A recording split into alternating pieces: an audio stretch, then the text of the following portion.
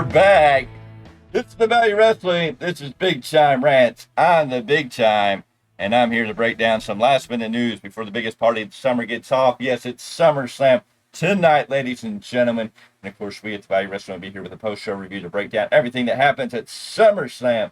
But right now, I'm going to break down some news. We're going to rant a little bit. We're going to talk on the Big Tyme. This is Big Tyme Rants. This is episode 103, I believe it is. 103 episodes of the Big Tyme Rants. It is amazing to think about that. But we are here to talk about everything pre-SummerSlam. We're going to break it all down right here for you right now. Coming from Ringside News, Jey Uso responds to his daddy Rikishi calling out WWE over his booking.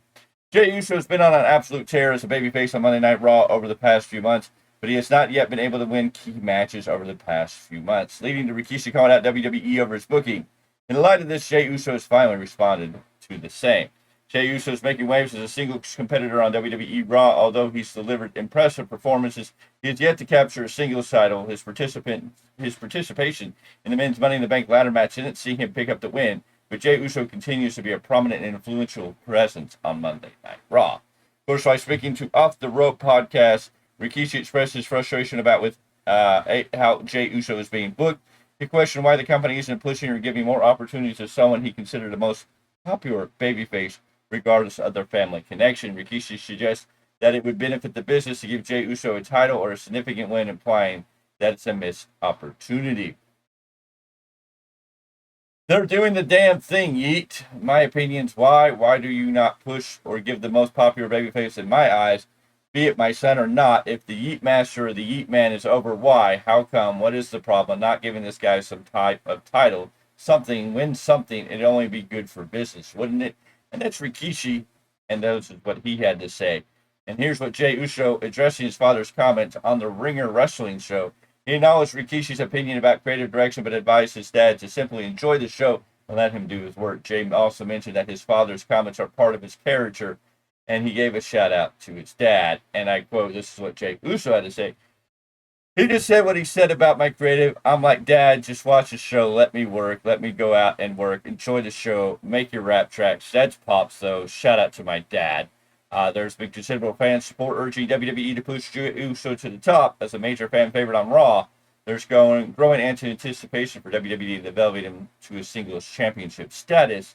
What do you think? Do you think Jey Uso should be in a title picture? Should he be in the main event? I think he's definitely in the main event. He's making a lot of presence. He's been in the main event. He's been in major matches from last year's War Games, WrestleMania.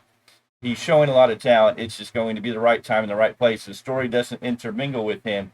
And he's connected back to the bloodline, which we may get more of that story tonight on SummerSlam. Good reason to be paying attention to everything going on, because SummerSlam is here, and it's going to be the hottest party of the summer. You can believe that. But we will have to wait and see what Jey does. Does he deserve a title? I think he deserves a singles title. When is it going to come? When the time is right. We have to wait to get there.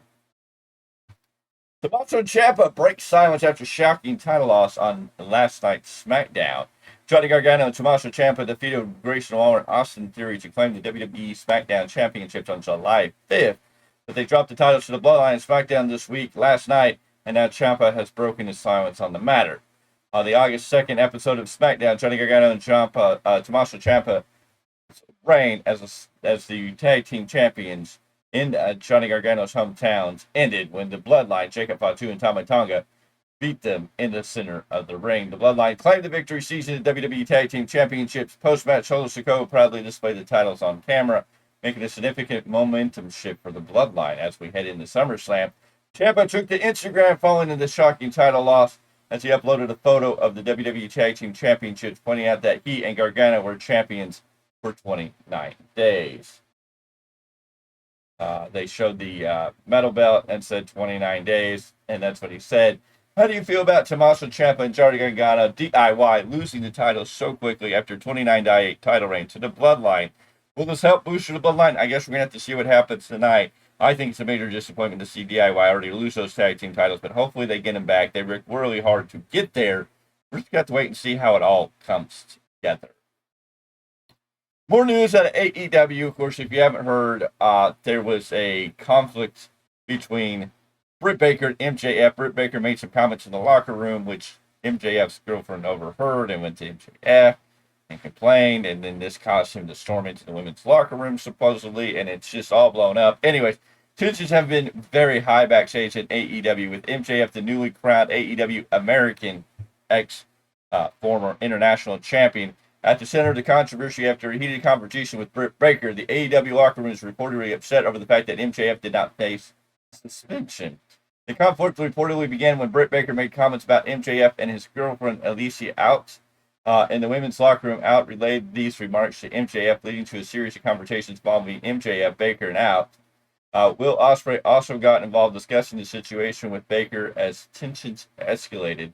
Tensions hit a high point when MJF, frustrated with the situation, punched walls backstage, illustrating the intensity of the emotions in AEW's locker room. Despite the internal conflict and brief suspension for Britt Baker due to an HR investigation, she continued to appear on TV. Dave Meltzer from Wrestling Observer discussed how MJF and Britt Baker's confrontation was perceived backstage after MJF wasn't given a suspension. People backstage were generally angry about the lack of disciplinary action against MJF. Meltzer went on to say there was an investigation. She was suspended. He was not. There are people, there are people who were mad about this. It was an independent. I don't think Tony was involved. The suspension not to suspend MJF has raised a lot of questions about the consistency and fairness of disciplinary actions within AEW. Management industry insiders are calling for more professionalism and a better backstage environment in AEW. The conflict continues to rise. What is going on here, and why is it continuing to happen? Tony Khan wants to pronounce that his locker room is the safest. This is for the best wrestling, but there always seems to be conflict and controversy. Now, is the storyline driven?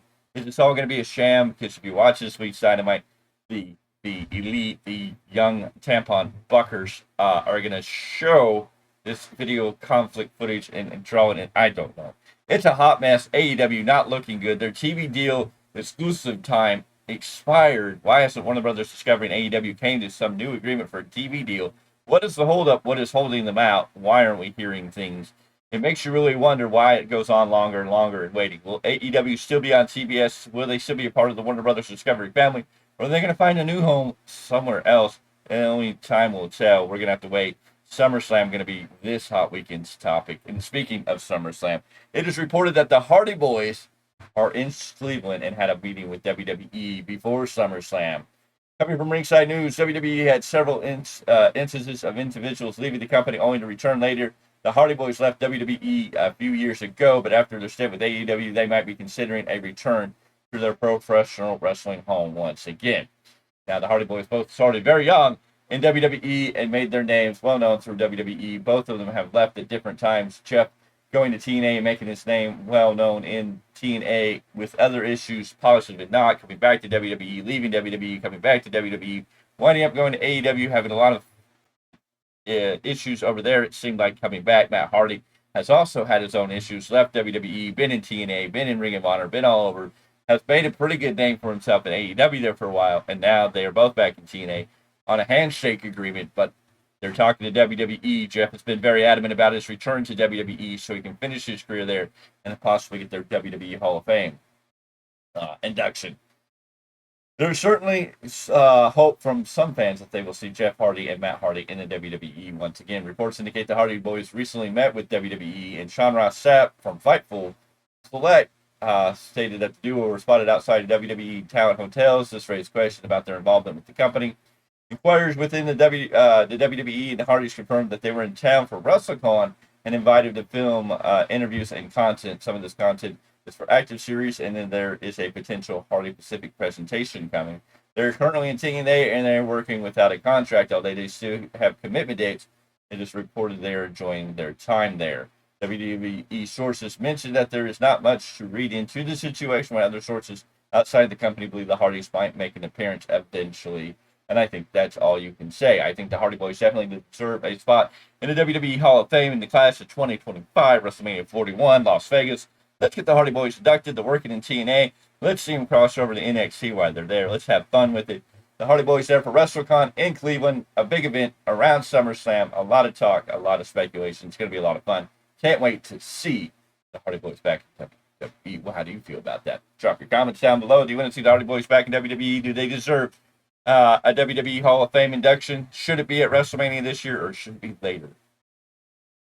WWE News. CM Punk claps back at haters questioning his or commitment to WWE. Excuse me. From Ringside News, CM Punk shocked the wrestling world by making his triumphant return at WWE Survivor Series last November. While many are happy to see him back, others feel differently and think he will walk out on WWE again. He has now addressed these haters who have made such claim. In 2020 and 2014, CM Punk's relationship with the WWE deteriorated over several issues, including creative conflicts with Vince McMahon, health concerns, and disagreement over merchandise royalties. Feeling undervalued and mistreated by WWE management, Punk's frustration reached a breaking point, leading to a highly publicized walkout, his release from the company on his wedding day.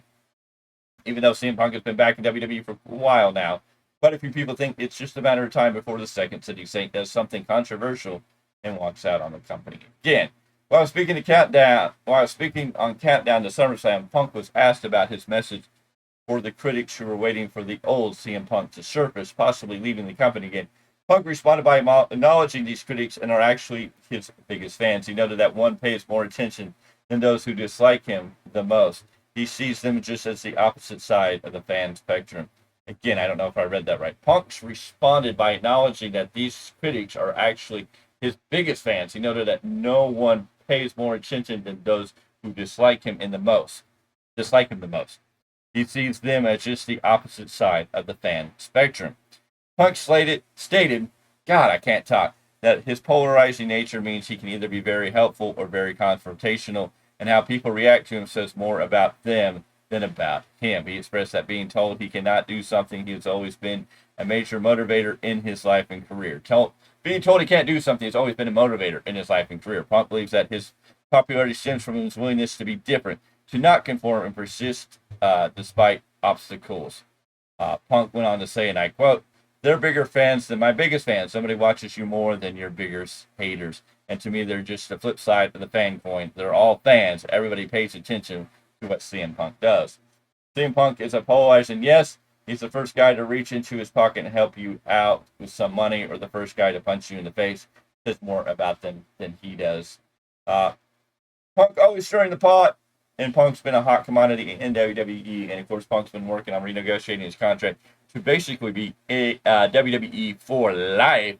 And I think it's going to be an opportunity. He wants to be leading the future of NXT when he gets done with his in-ring career. Can't wait to see what Punk does. If you hate Punk, you hate Punk. If you love Punk, you love Punk.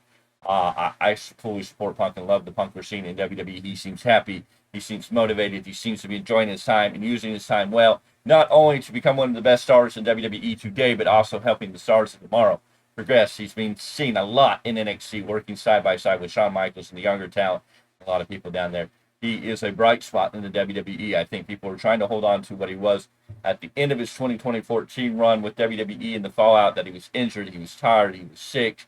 And of course, Vince McMahon did not see him as the star that he's known to be. Of course, he went to AEW, and that just never worked to the favor that he thought it was going to be. There was a lot of conflict and interest, and there was a lot of people there that were trying to fight against him, which led to him leaving AEW after all the issues that came there to coming to WWE. So I get the haters and why they have speculation that CM Punk may turn back on WWE, but I think the CM Punk you're seeing now is the CM Punk you're going to get. He's happy.